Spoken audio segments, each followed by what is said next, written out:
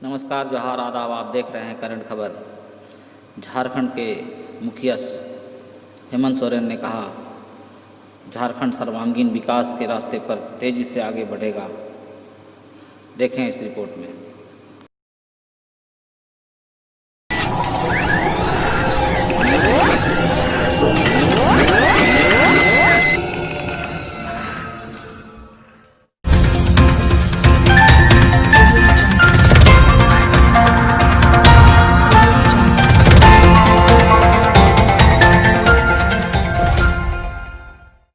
नमस्कार, आप देख रहे हैं करंट खबर। मैं हूं आपके साथ आरती जायसवाल। चलिए आगे बढ़ते हैं खबरों की ओर।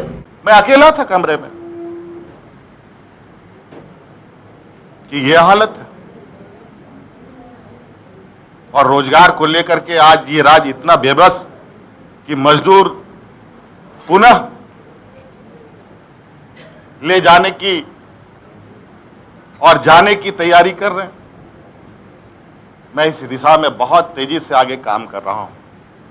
आपने देखा, इस संक्रमण के दौरान हमने ग्रामीण क्षेत्र में मनरेगा के तहत तीन महत्वपूर्ण योजनाएं प्रारंभ की और अभी शहरी रोजगार भी हम लोगों ने देने की तैयारी कर दी। और शहर में रोजगार नहीं मिलने पर बेरोजगारी भत्ता भी उसमें हम लोगों ने प्रावधान किया। हर तरीके से हम अपने प्रयासरत, लेकिन हमारे पढ़े लिखे नौजवान, उनका क्या होगा? आज जिस तरीके से देश की अर्थव्यवस्था औंधे मुंह गिरी पड़ी है, जिस तरीके से नौकरियां लगातार जा रही हैं, जिस तरीके से आज जो कार्यरत लोग हैं, मध्यवर्गीय लोग हैं, उनकी तो हालत ऐसी है, ना वो भीख मांग सकते हैं, ना वो लाइन पे खड़ा हो सकते हैं। आज उनको मरने के अलावा कोई उपाय नहीं। आज हम संसाधन के मामले में हर घड़ी केंद्र सरकार की ओर टकटकाई लगाए खड़े रहते हैं कि केंद्र से हमें धन प्राप्त होगा, हम अपने गरीबों को, अपने राज्य के लोगों को, किसानों को, मजदूरों को रोजगार देंगे, उनकी सहायता करेंगे। लेकिन आप देख रहे हैं किस तरीके से अभी विगत दिनों जीएसटी को लेकर के राज्यों और केंद्र सरकार के बीच में गुत्थम गुत्थी हुआ। आज केंद्र सरकार ने हाथ खड़े कर दिए और भविष्य में जो आज की स्थिति है, भविष्य में केंद्र कितना मदद करेगा, यह बहुत बड़ा सवाल है।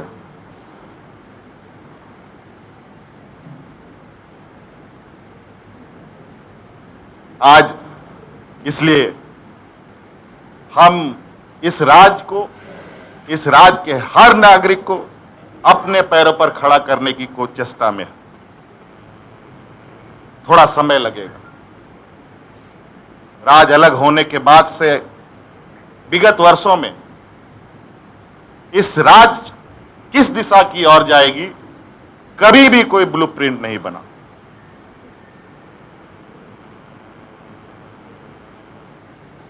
जब हम सरकार में,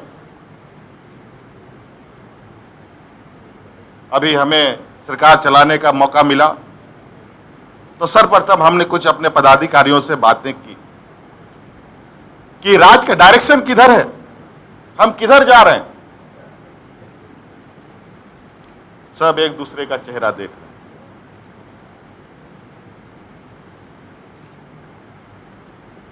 ना शिक्षा के क्षेत्र में कोई बताने वाला, ना स्वास्थ्य के क्षेत्र में कोई बताने वाला, ना अर्थव्यवस्था के विषय में, ना किसानों के लिए, कहीं कुछ नहीं। बस सरकारें बनती हैं, जाती हैं। और आंख बंद करके हमने भी सोचा कि जो विगत समय, जो हमने कुछ समय सरकार चलाया, तो क्या किया हमने। तो मुझे अंधकार सा गोला दिखाई दिया, कोई काम नहीं। आज इसलिए नए सिरे से आज इस राज्य का नया सवेरा यहां के लोग देखें, ये सोच के साथ आगे बढ़ रहा हूं। और इसी के तहत पहला कदम में आपने देखा होगा कि हमने इस राज्य का मुकुट, जिसको प्रतीक चिन्ह कहते हैं, उस प्रतीक चिन्ह को नए सिरे से बनाने का काम। पता नहीं किनको पसंद आया है कि नहीं आया, कैसा है प्रतीक चिन्ह? पहले के प्रतीक चिन्ह और आज के प्रतीक चिन्ह में आसमान जमीन का फर्क है।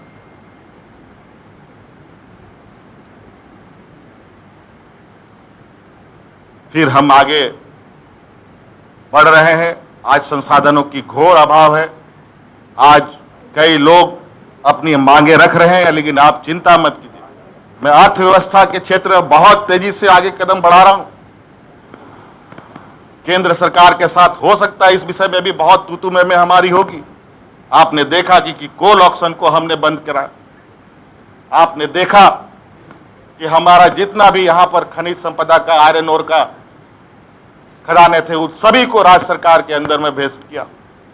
हमने अभी नया ऑर्डिनेंस ला करके लागू किया, अभी जो विधानसभा में रखने वाला है, जो हम फिर से इस राज्य में जितने भी खनिज संपदा है, इस कोरोना कोविड के संक्रमण को ध्यान पे रख करके हम इस राज्य के गरीब मजदूर जनता के लिए फिर से सेस लगाने का हमने कानून बनाया है,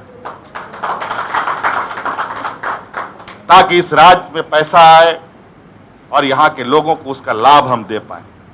सरकार का काम सिर्फ पैसा बांटना ही नहीं, बल्कि सरकार का काम धन अर्जन भी करना है। जब धन ही अर्जन नहीं होगा तो गरीबों को क्या कोई खिलाएगा। आज की जो बजटीय व्यवस्था है वो इतना भयावह है कि आप सुनकर आश्चर्य हो जाएंगे। आमदनी 98, खर्चा रुपया, यही मोटा मोटी जान लीजिए। जितना का आमदनी नहीं, उससे कई गुना ज्यादा यहां खर्चा है।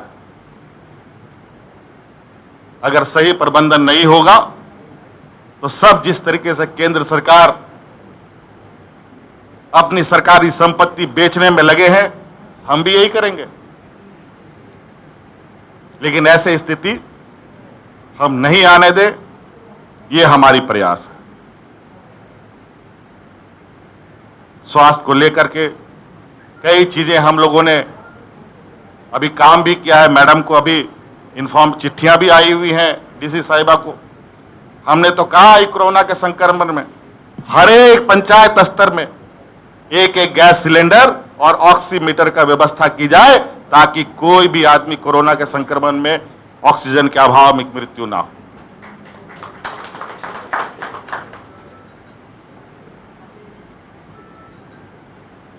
तो ऐसे कई चीजें, अभी कुछ चीजें हम आए तो हमें बताया गया है यहां 3 ऑपरेशन थिएटर भी खुलने जा रहा है और अल्ट्रासाउंड का फैसिलिटी भी यहां प्राप्त मिलेगा आप लोगों को। तो इस तरीके से बहुत सारी, अब हम तो पहले भी ये कहते आए हैं और अभी भी हम ये कहेंगे कि मैं बोलने में कम, काम करने में ज्यादा विश्वास रखता हूं। समय का अभाव रहते हुए भी, इस संक्रमण में भी आपने देखा होगा, काफी अखबार के मित्र यहां पर बैठे हैं, कि मैं कभी भी प्रोजेक्ट में 9 बजे 10 बजे से पहले नहीं निकलता। और जब पहले निकलता हूं तो मुझे भी आश्चर्य होता है और हमारे पत्रकार मित्रों को भी आश्चर्य होता है, ये हो क्या क्या, कुछ जरूर गड़बड़ी है।